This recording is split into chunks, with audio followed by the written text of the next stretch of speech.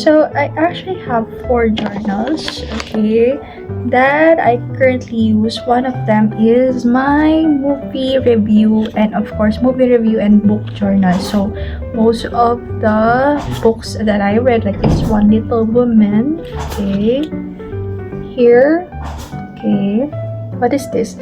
The Human Age, a World Shaped by Us. Okay, this is a book. Soul. This is a movie. Okay.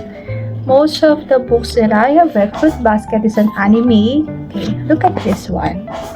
So I have drawn the onigiri with plum. Okay, with plum here. Okay, and all the bright places. This is the book.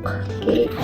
I love writing reviews, or I just reflect, okay, based on what I have read or the lessons in the stories, okay, of the books or movies. And even sometimes I just wrote recently about the Until Then, since I play games, and most of my journals here came from the games that I have played. Okay, so like this one, Until Then. Okay, I just wrote this one because I just finished the DLC. I finished the game last month, then I just finished the DLC. Okay, so this is Until Then. Okay, for my second journal, I have this Sophia's journal. Okay, why Sophia's journal? Because this is full of philosophies. Okay, and as you guys would know, philosophy came from the word philo and Sophia, or the love of wisdom. So this is my Sophia book. As you can see, the stars, it means that it is full of wonders. So this is my notes since I was in college. Okay, starts with, of course, Nietzsche and Camus, absurdism, and of course there's the L'Estrange, okay, the book of Camus, okay, and of course there's so much more. Mary Wollstonecraft, up to, of course, Chomsky, St. Thomas Aquinas. There is St. Thomas Aquinas here. And right now, I just read about Dostoevsky. So I just wrote Dostoevsky here.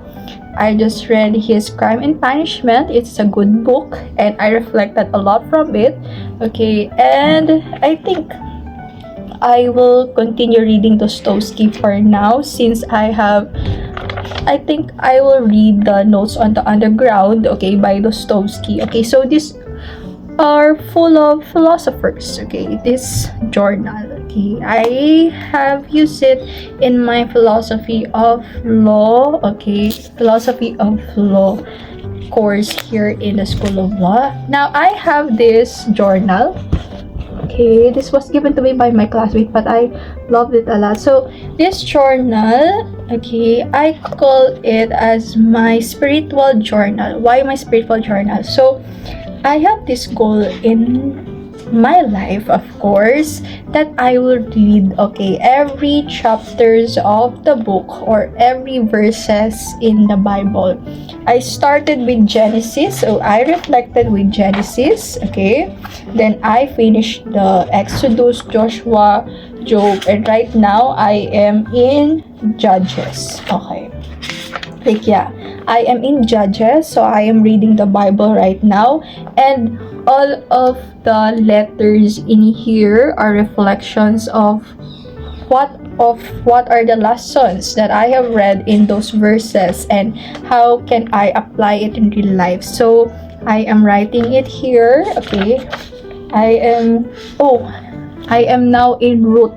Okay, so I will start reading about Ruth. Okay, as you can see, it is filled with a lot of, okay, stickers. Okay, pursue him. Okay, so this is my spiritual journal. And of course, for the last one, this is my everyday journal. So this everyday journal has my to-do list. Okay, I write it, and of course it has a lot of memories inside. I did a lot of poem. Okay, I did a lot of essays since I love writing, but I haven't proofread it yet. Okay, and right? So there's to-do list here. Okay, so I just use it for my everyday journal, for what I feel, for what memories I would like to share in this journal, and a lot of poems, a lot of stories. So this is my everyday journal. Okay, so in total, okay, this is my everyday journal, this is my spiritual journal, this is my philosophy journal, and this is my movie book game reflection journal. So I have a total of 4 journals that I am using, okay, currently. My friends are giving me gifts, okay. They're giving me a lot of journals that I haven't used yet. Okay, I am still thinking of what I would like to write in those journal or would like to draw in those journal, just because there are so many, okay. And I will use it for sure. Okay, if one of my journals lose some spaces to write on, then I might use it, or I can think of something that will be a good use to it, then that's it. Uy pa, yung yung bottle. Si ano, si Kate. Pababa na rin siya. Mga ano yan?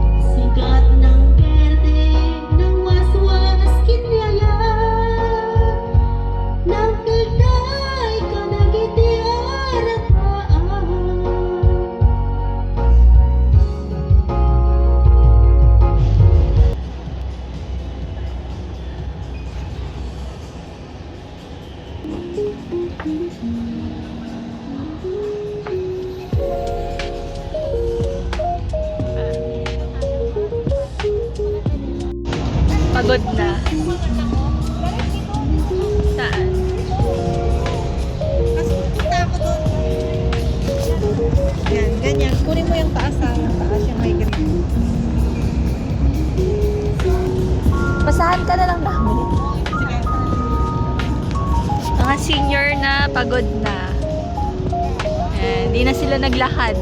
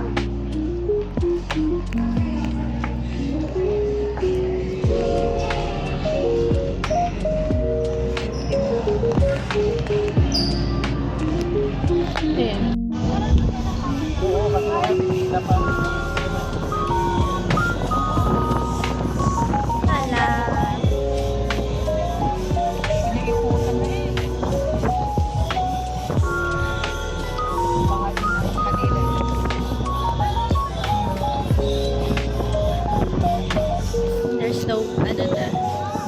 There's no base already land.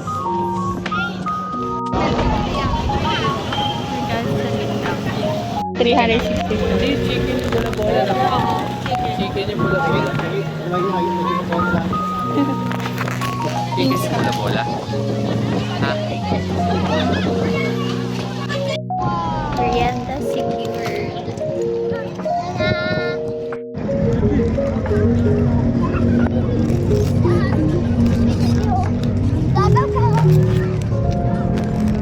Yung hindi malamig.